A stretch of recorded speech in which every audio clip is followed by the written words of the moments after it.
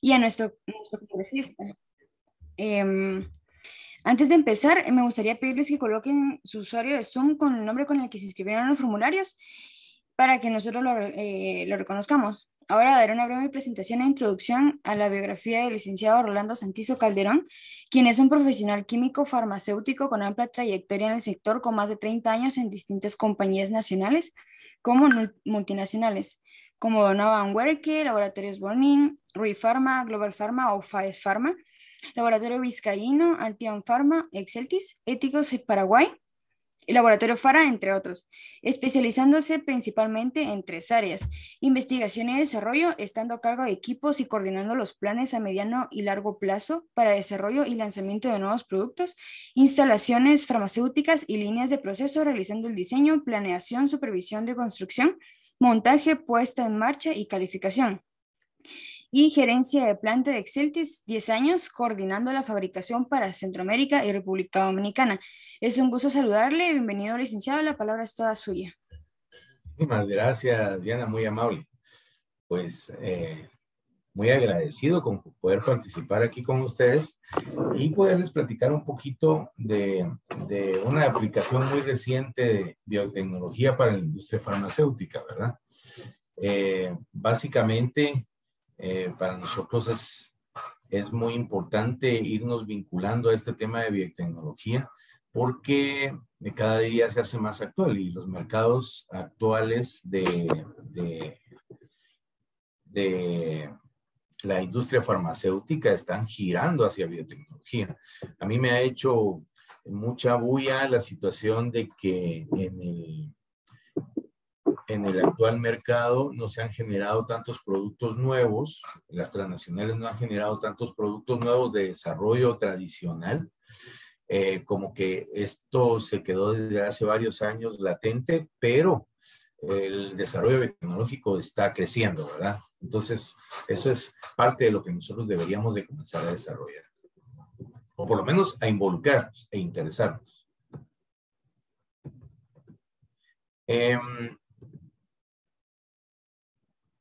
Comencemos con una definición muy sencilla. Biotecnología es la manipulación de procesos biológicos naturales para satisfacer las necesidades de la sociedad. Lo ponemos en un gran aspecto porque biotecnología hay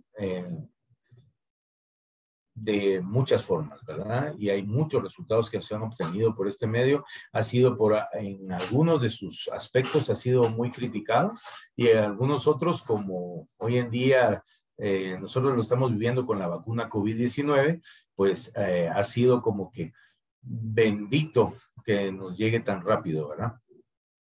Toda esta parte de la biotecnología tiene la rama de medicamentos biotecnológicos se define como productos medicinales terapéuticos, profilácticos o de diagnóstico in vivo, cuyo principio activo es de naturaleza biológica y por supuesto son producidos por procesos biotecnológicos.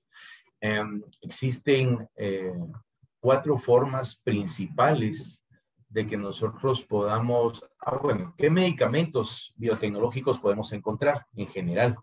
Existen hormonas, factores de crecimiento, enzimas, actualmente anticuerpos monoclonales.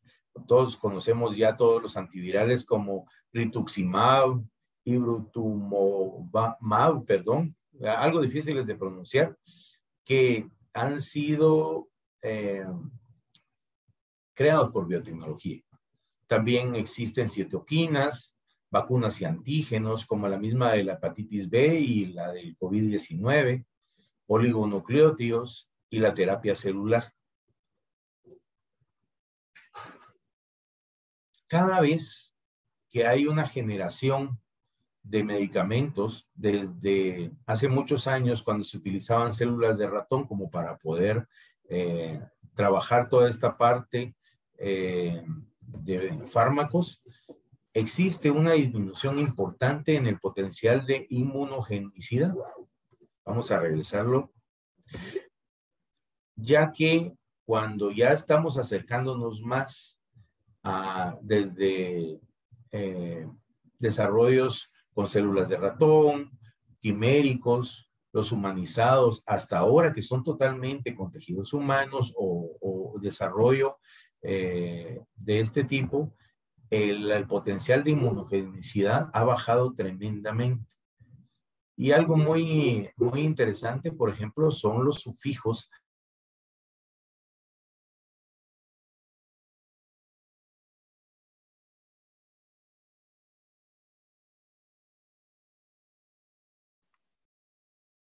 Creo que estamos teniendo Los problemas últimos son técnicos. los SUMAP. Perdón, licenciado, tuvimos un gran espacio que no lo oímos. ¿En serio? ¿Ahora sí me escuchan? Ahora sí. Ok. No, yo les comentaba de que la parte de la inmunogenicidad ha ido reduciéndose mucho. ¿Qué es la inmunogenicidad? Es todas aquellas posibles reacciones adversas que nosotros mostramos ante ciertos medicamentos, ¿verdad? Que muchas veces son dados por diferentes tejidos que sean diferentes al humano, ¿verdad? Entonces, por ejemplo, toda esta parte del desarrollo de fármacos ha ido mejorando conforme se han ido asociando más a las células humanas. Y ahora, como les decía, hay 4 principales áreas de biotecnología en donde podemos encontrar la biotecnología transgénica, ¿verdad? Que es mezclar material genético de múltiples fuentes.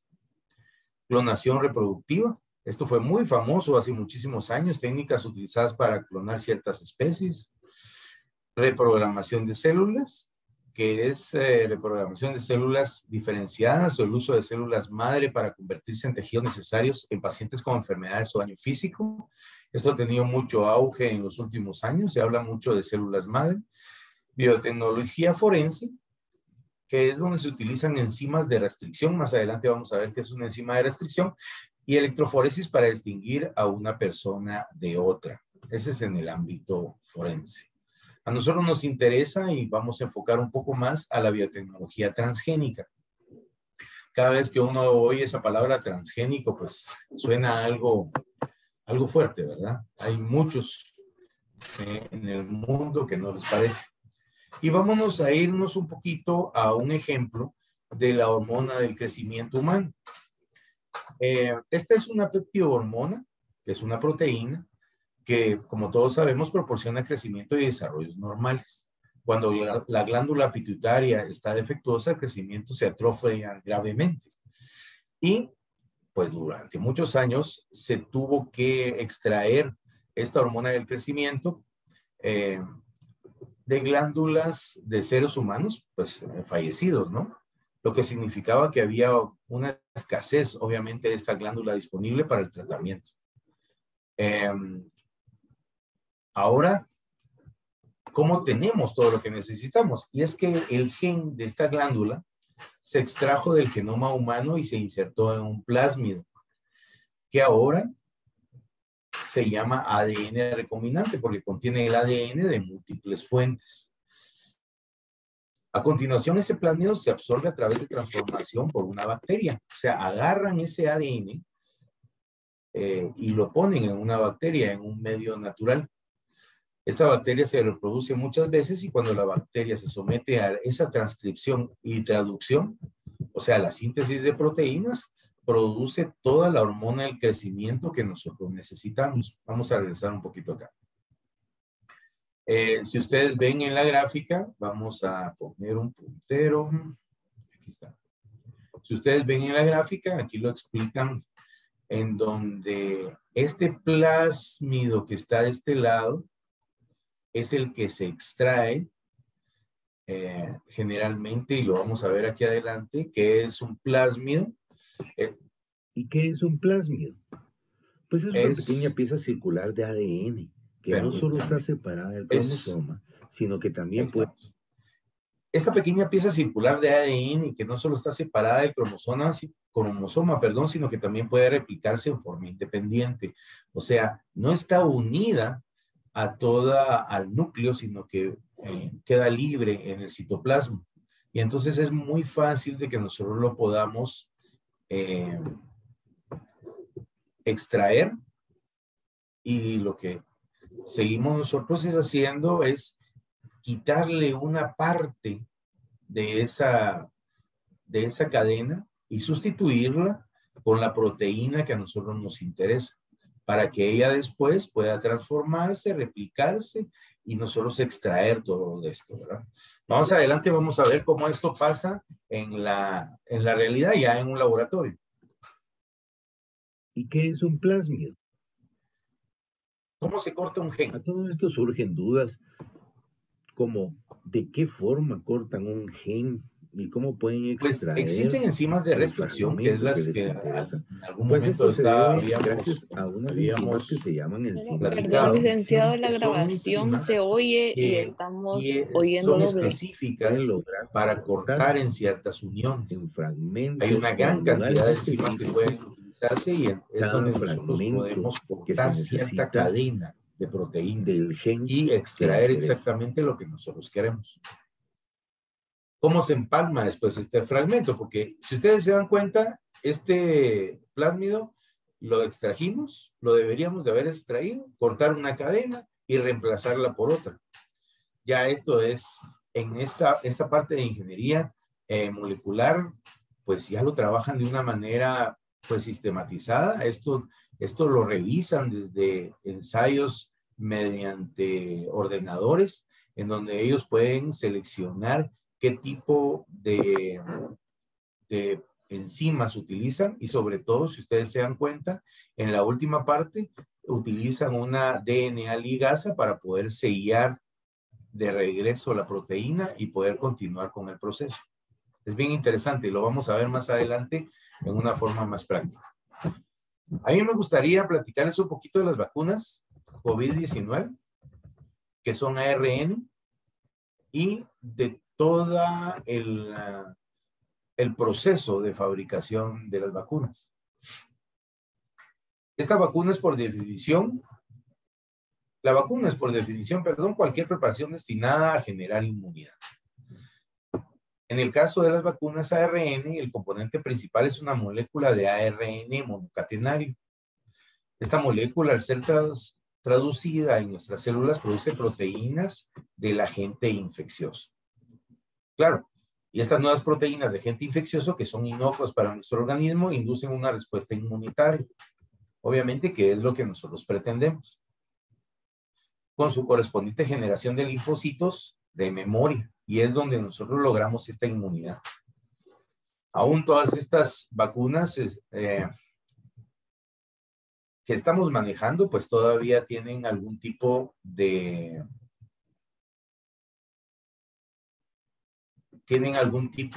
limitantes. Obviamente todavía se están obteniendo resultados de los estudios, pero al final están funcionando y nosotros ya somos partícipes de esto, ¿verdad? ¿Qué es un virus ARN monocatenario?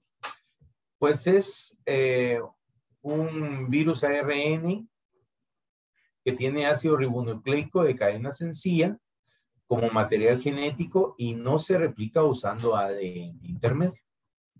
De tal forma, ¿cómo ocurre este ARN con proceso? Y era como les explicaba, ¿verdad? Esta cadena de ARN se coloca en una célula, esta expresión de la célula genera proteína con el agente infeccioso, que produce una respuesta inmunitaria que es leve, pero suficiente para generar todos los nuevos anticuerpos y crear los nuevos linfocitos de memoria. Este es como que un proceso muy sencillo, nuevos anticuerpos y nuevos linfocitos. Para ir entendiendo un poco más, las vacunas ARN no son nuevas. Llevan estudiándose desde los 90s, imagínense. Sin embargo, es hasta ahora, en el 2020, que se comenzaron a probar, obviamente por la pandemia. Las primeras vacunas ARN en recibir la aprobación, en este caso la aprobación de emergencia de la OMS, han sido las vacunas contra COVID-19, y es de Pfizer, BioNTech y de Moderna. Un reciente artículo del New York Times nos cuenta cómo se producen las vacunas de ARN mensajero de Pfizer, y nos vamos a basar en un fabricante, porque, por ejemplo, las vacunas Sputnik tienen algunas variantes. Cada uno tiene algunas variantes. Almacenarse a baja temperatura. Los plásmidos pueden almacenarse a baja temperatura. Se recuerda que eran esas proteínas en forma de anillo que estaban en el citoplasma. Y se pueden almacenar a baja temperatura durante mucho tiempo, por lo que el primer paso de todo el proceso es descongelar el vial o el envase que vamos a utilizar, ¿verdad? Ya en el proceso de fabricación.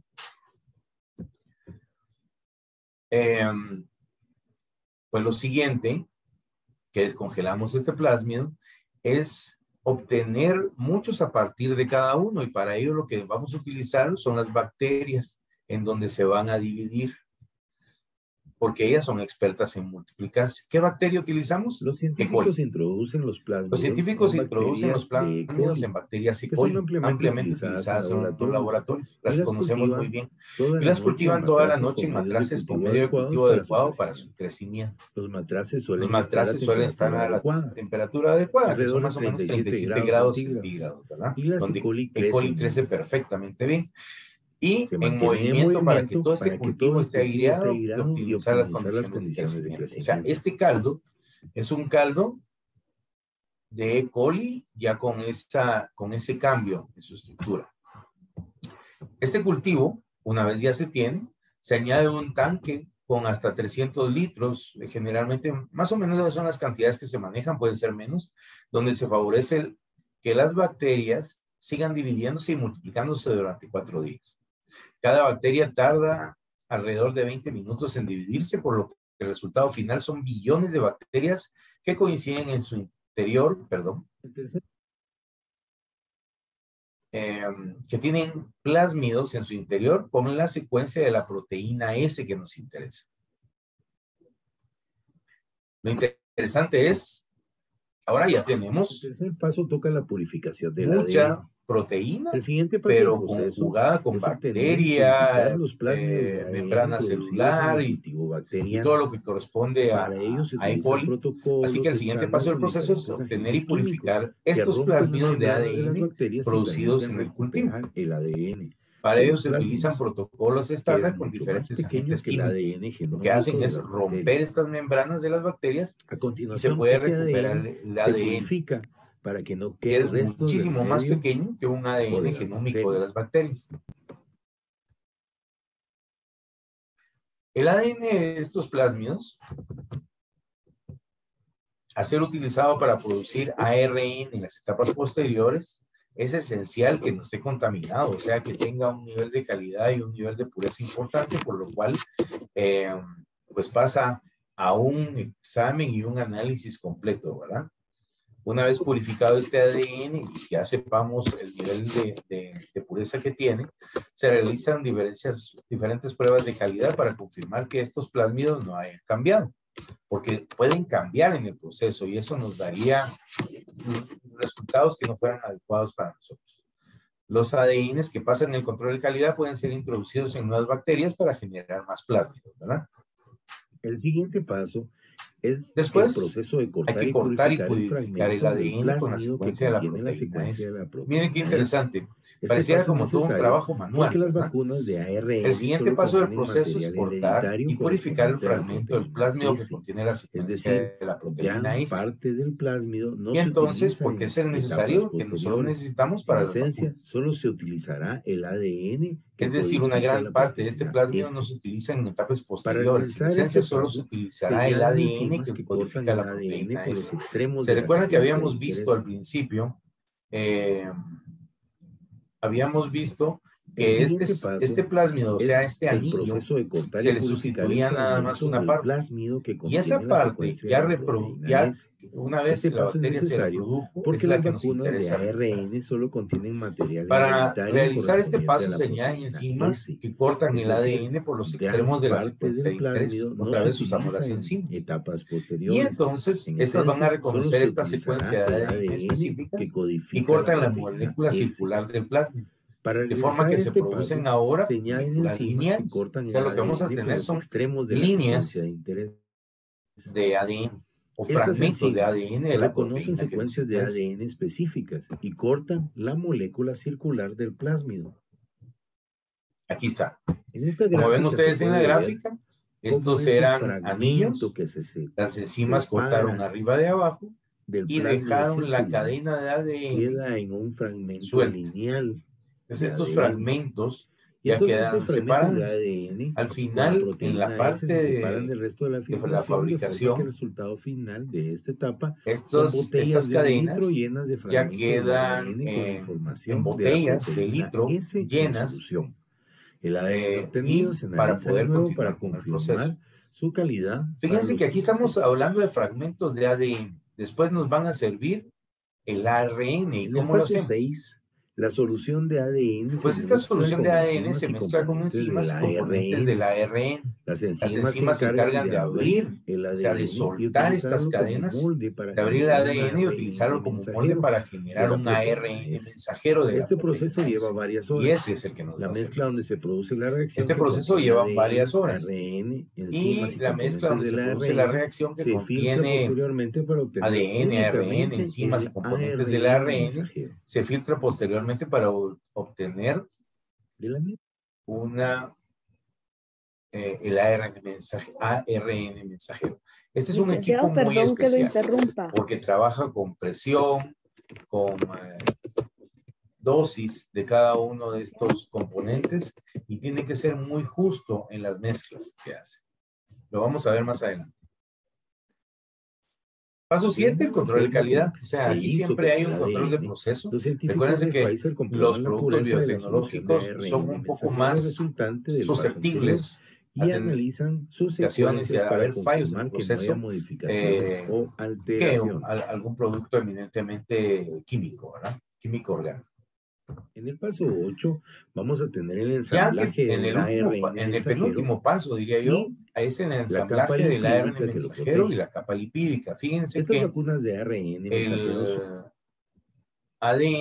el ARN, perdón, en el paso 8 para que se vamos a mantenga tener el estable, ensamblaje del debe ir ARN inmerso mensajero en y una la capa cubierta de lipídica que una lo capa de protege. lípidos. Esta Estas mezcla de vacunas de lípidos ARN mensajero son en la esencia componen. moléculas de ARN mensajero. Hoy en doble, dice, permítame. Es que es por la Yo grabación. tengo mi...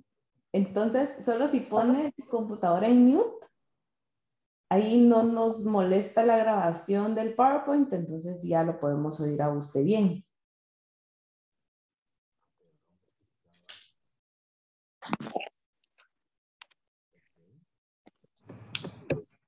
Cubierta Sí. con una capa. Solo pongas su computadora en mute. Mute. Ajá. Y así no tengo... nosotros lo oímos o bájale el volumen completamente. Nosotros lo oímos y después si quiere ya le sube el volumen porque es que si no, oímos la grabación y lo vemos a usted. Perdón, algunas se quedaron con eso. Lo que me llama la atención es que... Allá, ya le quité el compartir el sonido, es que estaba compartido. Sí, estaba en... Perfecto, gracias. Ok, ahí estamos. Entonces, como les explicaba, las vacunas del ARN mensajero están cubiertas por lípidos y son 4 capas. Lípidos ionizables con carga positiva, que son los que se unen directamente al ARN mensajero, que está cargado negativamente.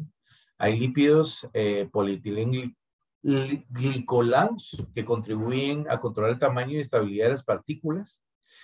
Un lípido neutral, que lo que hace es que forma la estructura, y al final colesterol, que ayuda a la formación de la estructura de la vacuna, ¿verdad? El colesterol siempre es un surfactante fuerte en este caso.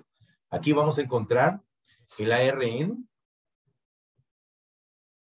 con la doble capa lipídica y para mezclar la solución de ARN mensajero con la de los lípidos en la proporción correcta se utilizan diferentes bombas. Aquí se va a utilizar, hay un equipo muy complejo que ayuda a controlar el flujo de los componentes y la interacción que tienen. Cuando los lípidos interaccionan con el ARN mensajero, que está cargado negativamente, se unen al mismo capa que ustedes pueden ver aquí. Vamos a ver. Que ya se me escondió esta doble capa. Y las partículas de la vacuna entonces ya se filtran para poder eliminar cualquier impureza, como por ejemplo el etanol que se utiliza para mezclar la solución de lípidos. Al final, lo que nos queda es llenar nuestros pequeños vialitos. La gente de Pfizer lo que hace es llenar con puntos 45 mililitros la solución de la vacuna, que ya después de diluida a 6 dosis, ¿verdad? Obviamente tienen un proceso de lavado, de esterilización y es todo el sistema que utilizamos nosotros para inyectables. Pues el llenado ya es algo, el vertido de la vacuna debe realizarse rápidamente para evitar la degradación de ARN mensajero. Esto pues es ya algo que se viene haciendo en la industria farmacéutica, sobre todo en inyectables, ¿verdad? Y deben colocarse a menos 70 grados centígrados en congeladores que garantizan esta temperatura, ¿verdad? Y que tienen todos los registros. Estos se colocan, ellos lo colocan en bandejas de 195 vialitos como que fueran cajas de pizza, ¿verdad? Ya solo es empaquetado y envío. Este es como que el ciclo del proceso que se tiene. Estos 195 vialitos en la cajita como de pizza, pues en cajas grandes ya caben 5 de estas para poder hacer un paquete grande. Y pues todo este ciclo se ve bastante sencillo, sin embargo, no es un ciclo continuo. Para todo lo que les acabo de hablar, son 60 días el total del proceso de producción de la vacuna. Porque lo más importante es que no todos los pasos se realizan en las mismas instalaciones, al menos tienen que haber 3 instalaciones. Por ejemplo, en Estados Unidos la producción y purificación de los plásmidos de ADN se lleva a cabo en la instalación de Pfizer de Chesterfield. De ahí lo envían congelado a 2 plantas diferentes, una en Andover, en Massachusetts, y otro en Mainz, en Alemania. Después de eso regresa otra vez a la instalación para poder completar el proceso. No es algo sencillo. Ahora quisiera que lo visualizáramos. Vamos a,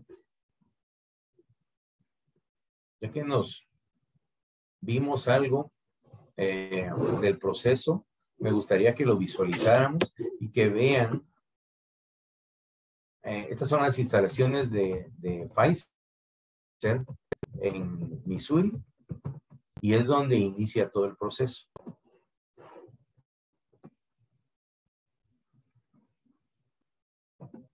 Si ustedes ven acá,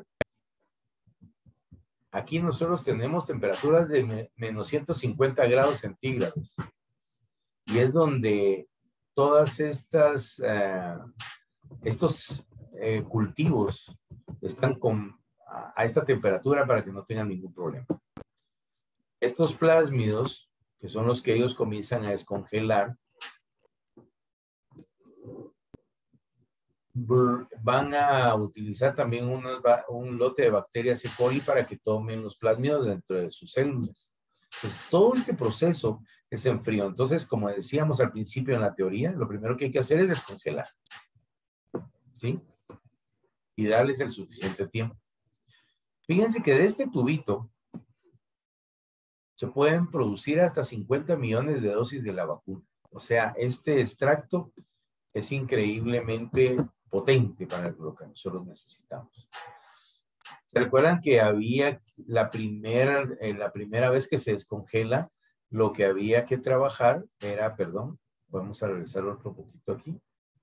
Lo primero que había que hacer es sembrarlo en un caldo para favorecer la multiplicación de las bacterias.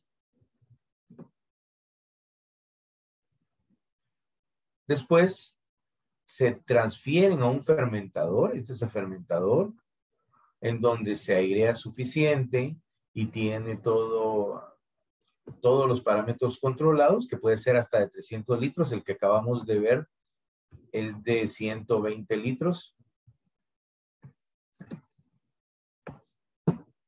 para después, una vez terminada esa fermentación, añadir los productos químicos para romper las bacterias y liberar estos plásmidos de las células que los contienen. O sea, aquí es donde los separan.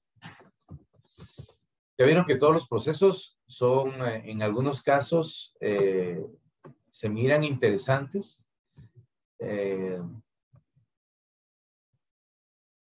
Son los que nosotros podemos utilizar manualmente y después pasan a equipos mucho más grandes. O sea, la siembra siempre es en recipientes mucho más pequeños. Obviamente aquí están corriendo la prueba de calidad. Aquí lo que está tratando de ver es cómo corren cada una de las proteínas. Recuérdense que las proteínas tienen carga positiva y negativa. Entonces son muy susceptibles a este tipo de análisis como los tienen en la pantalla, ¿verdad?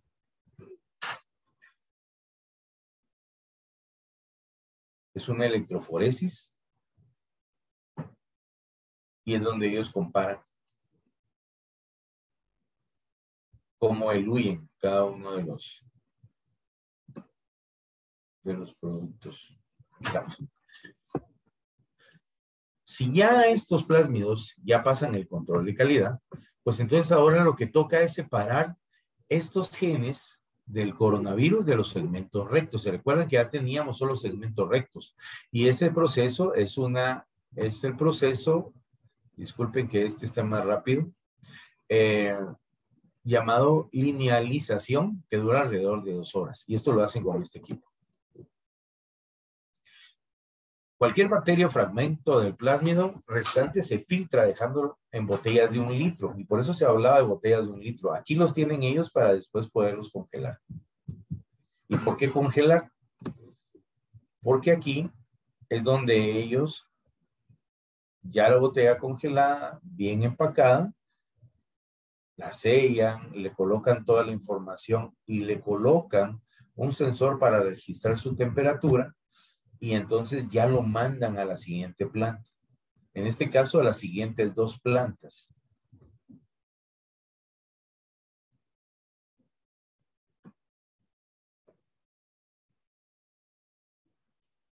Lo empacan en estas hieleras grandísimas. Imagínense qué cantidad pueden estar llevando con sus machamos de seguridad a menos 20 grados centígrados. Y entonces van para la planta de Andover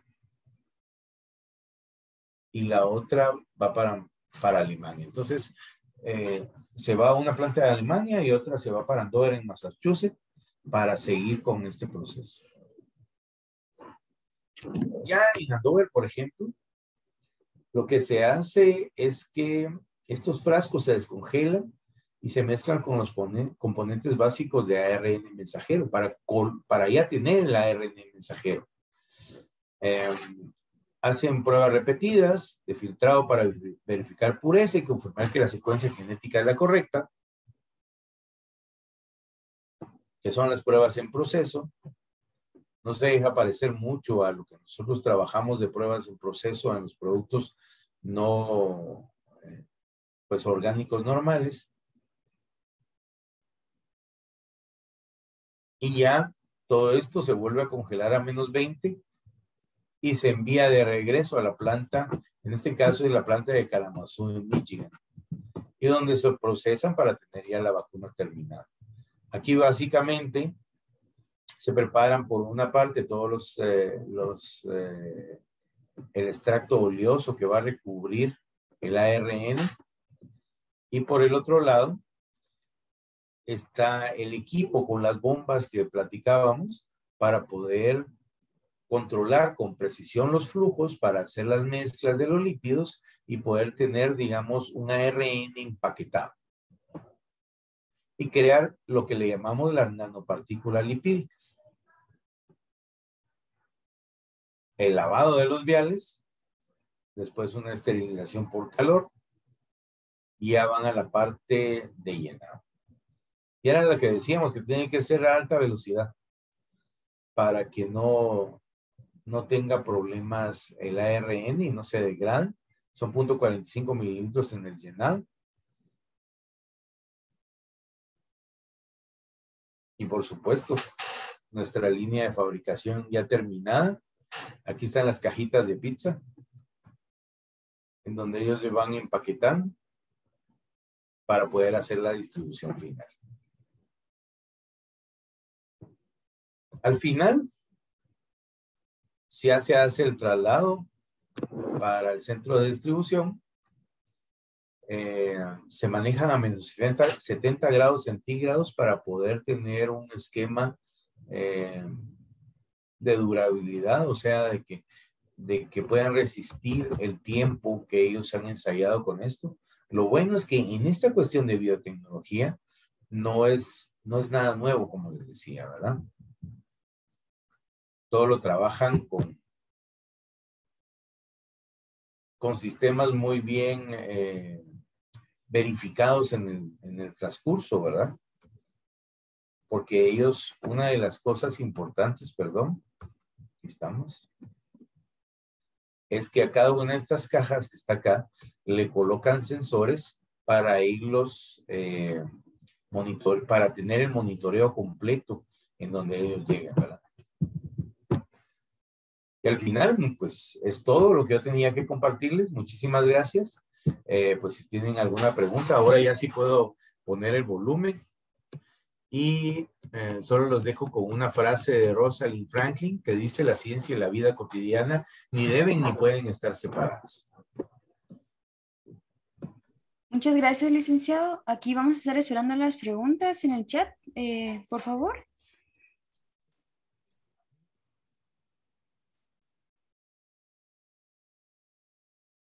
Hola. Perfecto. Ustedes me dicen si hay alguna pregunta. Sí, gracias. Ahorita. Para mientras que envían preguntas, el licenciado quería compartirles un video de Avampro, que es la empresa donde a la que él pertenece. Entonces, no sé, licenciado, si quiere compartir el video para mientras que los Claro. que mandan preguntas por el chat. Estoy haciendo los cambios respectivos para compartirlo.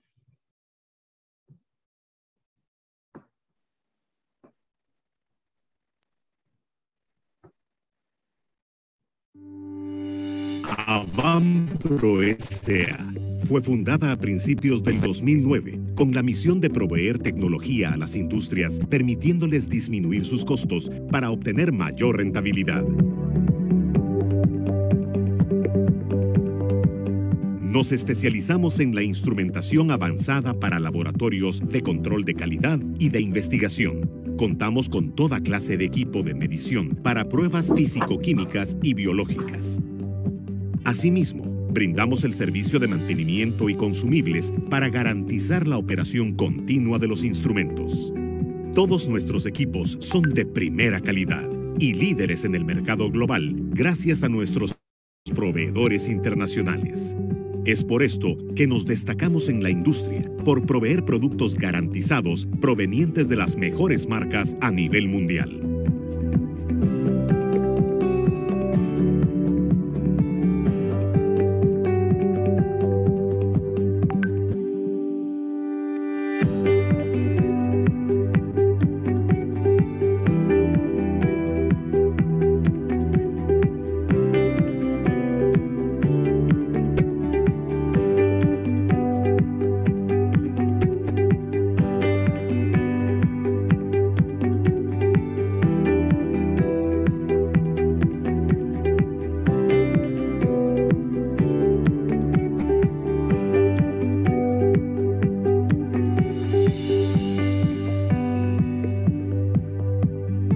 Creemos en la importancia de la formación continua, por lo cual ofrecemos una variedad de cursos y capacitaciones a nuestros clientes, como asesoría en selección de columnas para cromatografía, bases teóricas y matemáticas de la disolución, fundamentos de cromatografía de gases teórico-práctico para analistas, fundamentos de HPLC teórico-práctico para analistas, montaje de métodos analíticos en HPLC, tecnologías para análisis de productos fitofarmacéuticos HPTLC y validación de sistemas de agua.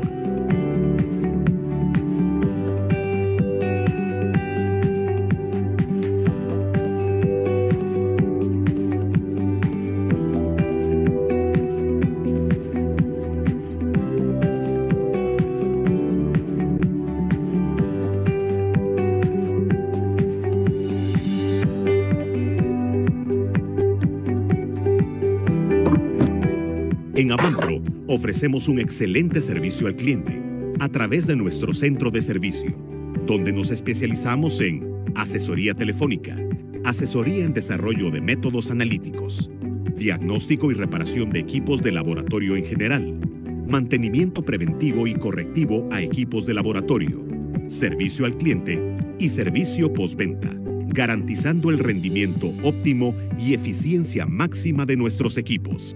En Avampro somos un equipo de profesionales comprometidos con la satisfacción de nuestros clientes y la garantía de nuestros productos. Nuestro compromiso va más allá del área comercial. Implica compartir conocimientos y experiencias para hacer más eficiente su inversión. Tenemos el compromiso de brindar el mejor producto y de soluciones integrales. Estamos certificados para brindarle el mejor soporte técnico a sus equipos.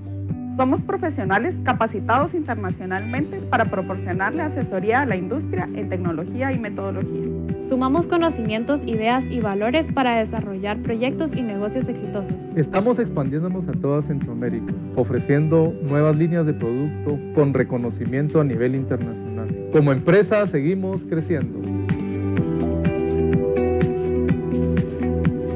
Avampro, soluciones tecnológicas de calidad.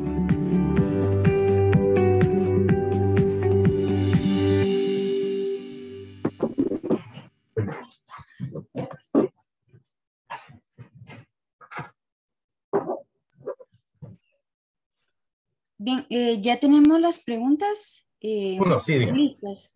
Entonces, aquí me dice Yulisa Verducido, ¿qué tan usada es la biotecnología para la clonación en la actualidad? Permítame. Ok. Biotecnología de clonación. Lo que sucede es de que, ¿se recuerdan ustedes que hace muchos años se hablaba de biotecnología de clonación con especies animales, ¿verdad? Yo creo que fue un paso como que bastante radical. Sin embargo, hoy en día se puede hablar de tecnología de clonación de varios tipos. Fíjense que además de especies de plantas, que funciona mucho en esa parte, siempre la clonación se ha utilizado mucho en la parte de plantas, pero también se ha utilizado mucho en la clonación molecular. O sea, cómo replicar moléculas y que se van a aplicaciones prácticas que pueden ser desde la toma de huellas dactilares a producción de proteínas en gran escala. Esto nos ayuda muchísimo, ¿verdad? También, fíjense que también existe, obviamente, la clonación celular, ¿verdad? Para cultivo de tejidos, o para bacterias, o para poder obtener toda esta parte de bacterias que sirven, o de levaduras, perdón, que nos sirven muchísimo a la parte industrial. O sea que ya esta parte de la biotecnología de la clonación ya es algo que se está utilizando muchísimo. Creo que ya pasó un poco del aspecto de estar en el periódico y en las noticias, sino que es algo que ya se está utilizando muchísimo. No sé si respondí. Muchas gracias. Aquí hay otra pregunta. ¿Qué consecuencias pueden haber si no se sigue el proceso adecuado con las vacunas y aún así se utilizan? Uy, no, aquí sí va a haber problema, porque recuérdense, miren, cuando se está trabajando en toda esta parte del proceso, ustedes vieron que es un proceso que es bastante, no solo delicado, sino que pareciera como que se arman y desarman toda la secuencia, ¿verdad? Si esta secuencia no está bien cortada, si no está bien depurada, si no está trabajada bien toda la parte de control de calidad y aislada como debe ser, lo que vamos a obtener van a ser proteínas que vamos a estar inyectando que probablemente nos vayan a crear algún tipo de resistencia e inmunidad ante esas proteínas, pero que no vayan a estar sean tan parecidas a COVID.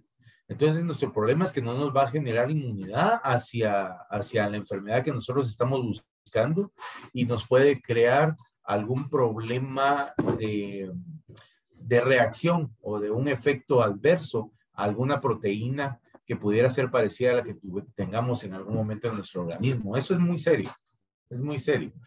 Ahora, si la cadena de frío no está cuidada, lo peor que puede pasar es que la proteína se desnaturalice, pierda, digamos, la eficacia como vacuna. Pero en los procesos de fabricación sí es muy importante. Muchas gracias, licenciado. Aquí hay otra pregunta de Adriana. ¿En qué condiciones ambientales las vacunas ya no se les podría dar uso? ¿Qué tan importante es mantener frío los recipientes donde se trasladan? Es lo que acaba de responder, Ajá. ¿verdad? Entonces vamos a la siguiente. Sonia nos pregunta. Aunque solo una pequeña aclaración. Claro. Digamos, recuérdense que todas estas vacunas, por la temperatura a que vienen, ya vieron que hay vacunas de menos 70 grados, menos 50 grados. Yo creo que la que menos protección tiene es la de menos 20, digamos, para enviarla de país a país. Siempre tiene un proceso de que se tienen que descongelar antes de colocarla, ¿verdad? Entonces, realmente si permanecen algunas horas a temperatura, digamos, ya descongelado, ¿verdad? Que a 0 grados, a 5 grados.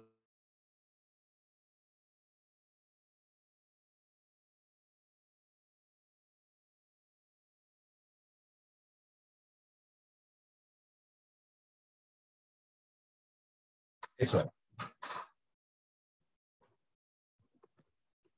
Se fue un momento la conexión. No sé si nos... Fue un momento, unos segundos. Luego, ok. último, sí. Perfecto. Yo aquí sí veo buena conexión. Está bien. Vamos a pasar a la siguiente, de Sonia.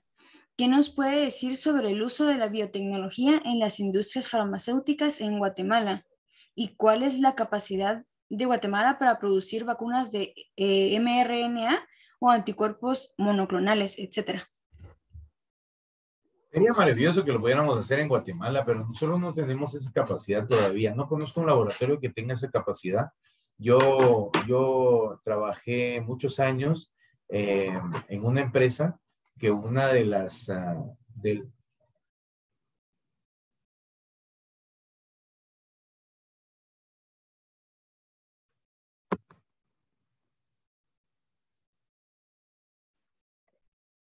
Licenciado, lo seguimos oyendo.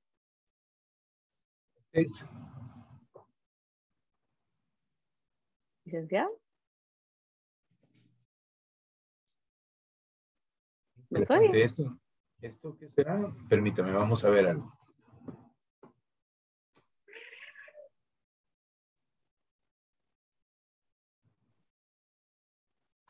Ya, yo puse en mute todo lo que pude. ¿Me escuchan bien? Sí, se escucha. Bueno, yo les contaba, yo estuve en una empresa transnacional que sí tenía desarrollo de biotecnología en Argentina.